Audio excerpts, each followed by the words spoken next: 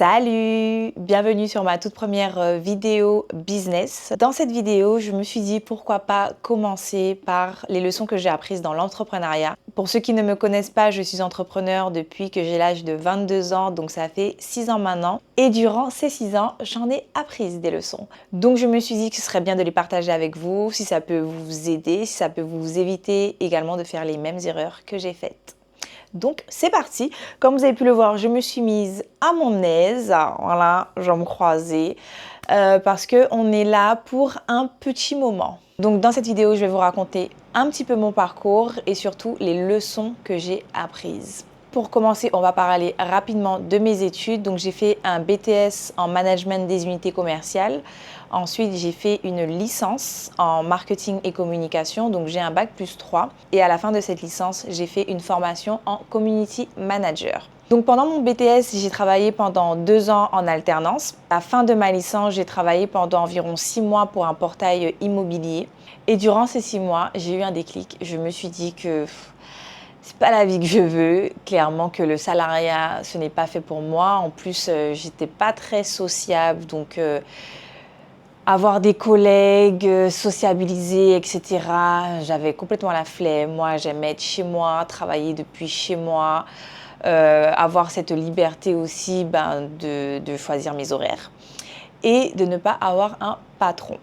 Donc j'ai très vite compris que ce n'était pas fait pour moi et qu'il fallait que je me lance dans l'entrepreneuriat.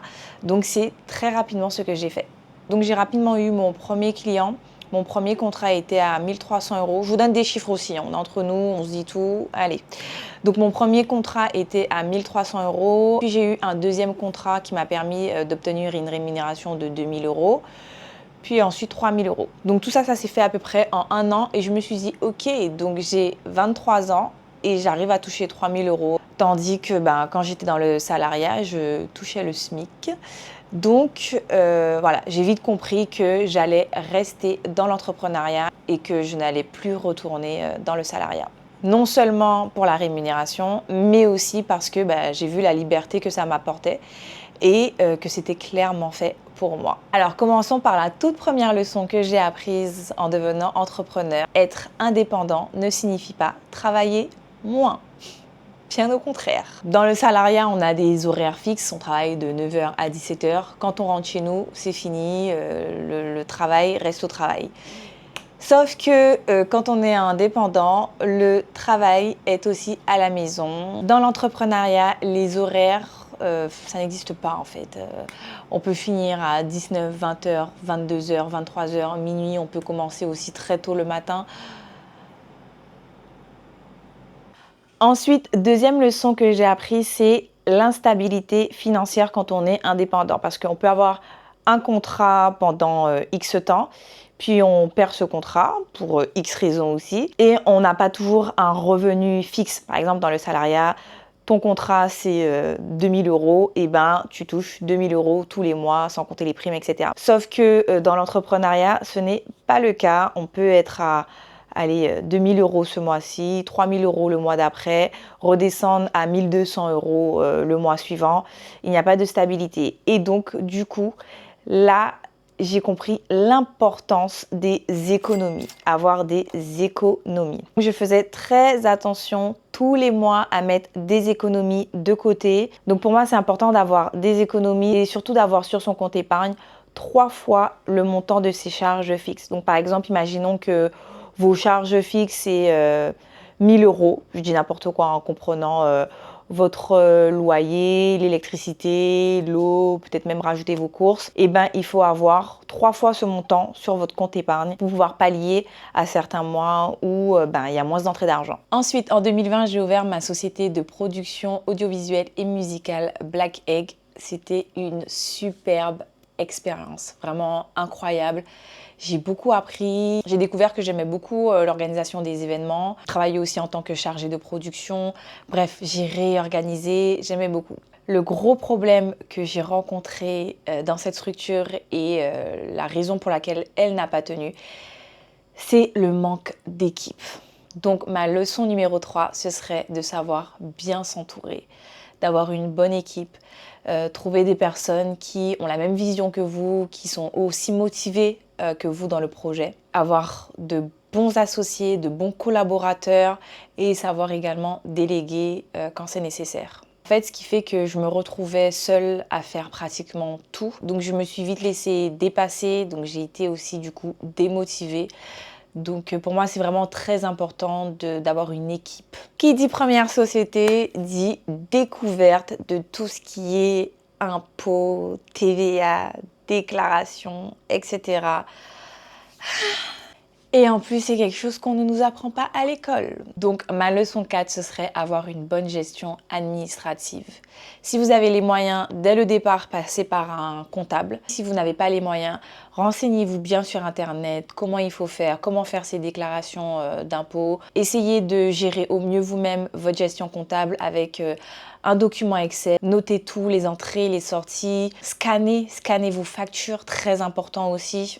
Enregistrez-les, faites-vous des dossiers, bref, soyez organisés dans votre gestion comptable. On poursuit avec la leçon 5 qui est toujours dans le domaine financier. Construisez-vous un matelas financier. Je m'explique parce que je ne sais pas si c'est très clair. Fixez-vous un montant sur votre compte en banque que vous devez toujours avoir. Ce montant doit pallier aux dépenses éventuelles, aux imprévus également.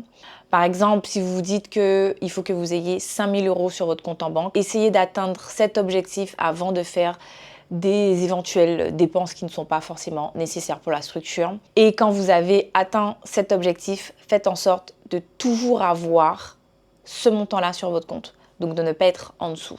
Donc en fait, cette somme va vous servir de matelas de sécurité, notamment pour les imprévus ou si vous devez payer des collaborateurs, du matériel ou pour les impôts également. Peu importe. En fait, c'est pour ne pas vous retrouver en difficulté financière et que votre business continue à tourner, même s'il y a un mois où il y a moins d'entrées. On poursuit avec mon expérience. Donc en 2022, on lance Chill Mood Movies, le cinéma à domicile. Donc incroyable expérience aussi. C'est un projet qu'on a lancé pendant le Covid, donc on savait que c'était pas le projet de toute une vie. C'était une touche de fraîcheur, de fun qu'on voulait ramener sur notre île, la Guadeloupe. Donc en fait, ça consistait à ramener un cinéma, un écran géant dans le jardin des Guadeloupéens. Voilà. Et c'était la première fois que j'avais des vrais associés, que j'avais une vraie équipe et ça change complètement la donne. Ça s'est bien passé parce que c'était notre projet qu'on avait créé à 3 ensemble, donc on avait la même motivation, donc on était tous autant investis dans ce projet. Et ce que j'ai appris dans l'importance d'une équipe, c'est la complémentarité. Je vous explique, j'ai appris récemment qu'il y avait 4 types de personnes au travail et il faut que dans une équipe, il y ait des styles de travailleurs différents. Donc on va prendre rapidement mon petit livre Réveiller le millionnaire qui est en vous, qui est vraiment incroyable d'ailleurs, je vous le recommande. Et donc en fait, il y a 4 types de travailleurs. Donc il y a les lièvres qui sont les personnes créatives, les hiboux, c'est les personnes qui aiment mettre en place des stratégies. Les tortues, ce sont les personnes qui analysent les problèmes.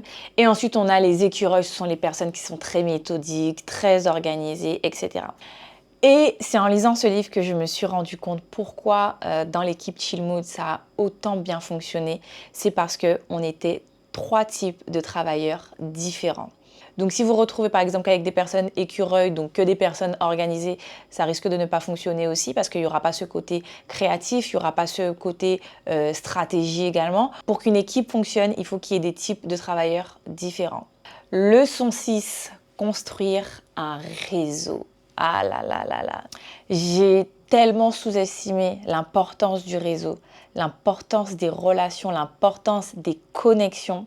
C'est que depuis 2024, donc c'est très récent, que je me rends compte que c'est vraiment important pour avancer dans ces projets, pour avancer dans ces business, qu'il faut avoir un réseau. Il faut pouvoir faire des connexions avec les autres, il faut pouvoir échanger avec les autres. Et c'est quelque chose que j'ai eu du mal à faire pendant longtemps parce que j'étais pas très sociable, pas très avenante. Je me suis retrouvée souvent dans des situations avec Black Egg, par exemple, où j'étais en contact avec des personnes qui auraient pu être intéressantes en termes de réseau. Et j'avais pas cette faculté à aller faire la conversation, à discuter, à essayer de connaître la personne qui est en face de moi. Je restais toujours dans mon coin en fait et c'est vraiment une vraie erreur que j'ai faite et que je regrette. Que je regrette parce que je pense que j'aurais pu aller beaucoup plus loin si j'avais eu cette faculté de sociabiliser, cette faculté d'échange avec les autres. Et c'est d'ailleurs ce que j'ai expérimenté durant mon voyage à Bali où on était entouré d'entrepreneurs dans une villa. Et c'était très enrichissant, très très enrichissant parce qu'on apprend de l'autre, on apprend aussi pour nos propres business parce qu'on n'a pas la science infuse et on ne connaît pas tout. Et voilà, c'est important de faire des connexions, d'échanger avec les autres et surtout de garder le contact et d'entretenir ces relations. Leçon 7, vous me direz que c'est tout à fait logique et normal, mais c'est quand même important de le dire, la persévérance et la détermination. Dans l'entrepreneuriat, je pense vraiment que ce sont deux critères qui sont très importants parce qu'on peut vite laisser tomber, on peut vite abandonner. L'entrepreneuriat, c'est vraiment pas facile. On rencontre beaucoup de défis, beaucoup de remises en question également. On rencontre aussi des difficultés, des échecs, des prises de risques. On doit faire des sacrifices également. Et vraiment, la persévérance est de mise. En fait, on peut vite tout abandonner et se dire que, en fait, le salariat, c'était beaucoup plus facile. Mais la vérité, c'est que ce n'est pas un sprint, c'est vraiment un marathon. C'est des objectifs qui peuvent se réaliser sur plusieurs mois, voire plusieurs années, la plupart du temps. Donc, il faut être persévérant, il faut être déterminé et il faut être patient. Donc, c'est la 8e leçon, la patience. C'est pas évident, mais en fait, quand on commence un projet, on veut que ça aille vite, on veut mettre les choses rapidement en place, on veut voir les résultats rapidement, on veut faire de l'argent rapidement, on veut avoir des clients rapidement. Et la réalité est tout autre, c'est que des fois, ça prend du temps.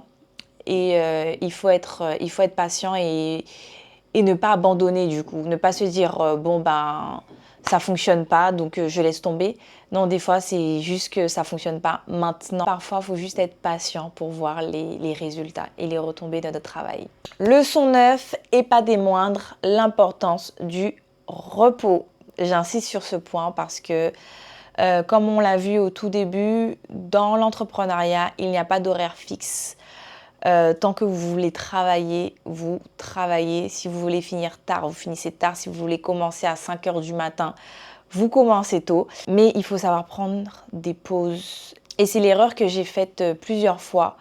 Ne pas prendre le temps pour moi, ne pas prendre le temps de me dire « Ok, là, il faut que je prenne une pause ». Et ça m'a ramené plusieurs fois à faire des burn-out parce que j'étais dépassée, j'étais submergée.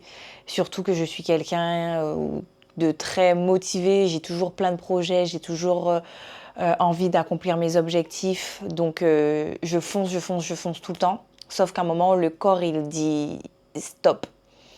Et il faut savoir en fait s'écouter, écouter son corps et pouvoir prendre des pauses. Et quand je parle de pause, je ne parle pas de partir forcément 2 semaines en vacances, mais par exemple se dire aujourd'hui je ne travaille pas, même si on est en plein milieu de la semaine. Aujourd'hui, je prends le temps pour moi.